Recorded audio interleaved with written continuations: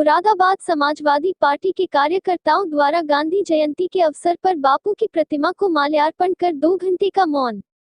प्रदेश में बढ़ती बेरोजगारी, बलात्कार, लूट, डकैती, अपहरण जैसे संगीन वारदातों से आक्रोशित समाजवादी पार्टी के कार्यकर्ता शुक्रवार को धरने पर आ गए।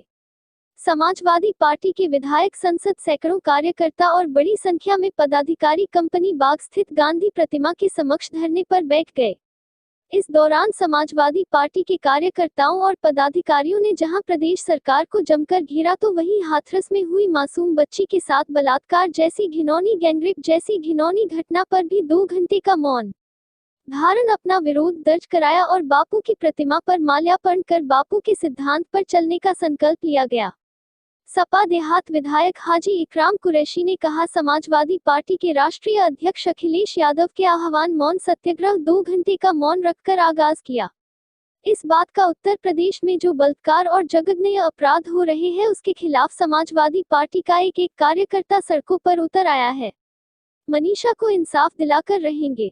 इस मौके पर सपा सांसद डॉक्टर एस.टी. हसन, देहात विधायक हाजी इकराम कुरैशी, जिला अध्यक्ष जयवीर सिंह यादव, बिलारी विधायक फहीम इरफान, महानगर अध्यक्ष मन्नू कुरैशी, जुबेर असद, लालू परवेज, कामिल मंसूरी आदि सैकड़ों कार्यकर्ता मौजूद रहे। इस अवसर पर पुलिस के आला अधिकारी भारी फोर्स के साथ कंपनी बाग में मौजूद रहे। अंजाम 2022 में अखिलेश यादव साहब को मुख्यमंत्री बनाकर होगा। जो मनीषा बहन और जो बलात्कार और जघन्य अपराध इस हिंदुस्तान और उत्तर प्रदेश के खासतौर पर हो रहे हैं, उसके खिलाफ समाजवादी पार्टी रोडों पर उतर आई है। विधानसभा के अंदर हो या चाहे राज्यसभा या लोकसभा के अंदर हो, अब कहीं भी हम चुप लोग बैठने वाले नहीं हैं। हम लोग आंदोलन की शक्ल में पूरी तरीके से मैदान में उतरेंगे। मनीषा को इंसाफ दिलाकर रहेंगे। उसकी माँ जो ये कहती है कि मेरी बेटी को चिता देने से पहले मेरे घर ला दिया जाए, मैं कम से कम उसको हल्दी तो लगा दूं, कम से कम एक बार अपनी बेटी को विदा न करते हुए उसे चिता तक तो विदा कर दूं, लेकिन उसको विदायगी के तहत उसको हल्दी लगाने का मौका भी नहीं दिया। और पत्रकारों के साथ जो कहा जाता है, डीएम साहब कहते हैं कि यहाँ पत्रकार आज हैं कल चले जाएंगे, यहाँ हम ही रहेंगे, हमारा राज रहेगा। जो धमकाया जा रहा है, इस धमक के खिलाफ समाजवादी खड़े हो चुके हैं।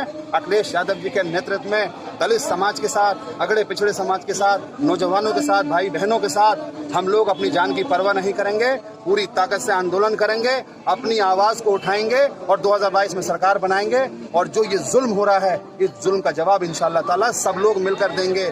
हमारे बुजुर्गों ने, हिंदू, मुसलमान, सिख, ईसाइयों ने सबने मिलकर ये जंग लड़ी थी। बापू ने और हमारे बुजुर्गों ने कभी ये सोचा भी नहीं था कि देश एक दिन उस जगह पर आगे खड़ा हो जाएगा जहाँ गरीब की, बेसहारा की, वाल्मीकियों की, मुसलमान की, मजदूर की कोई आवाज़ नहीं सुनी। देश के अंदर इतना भयानक वाक़या हुआ।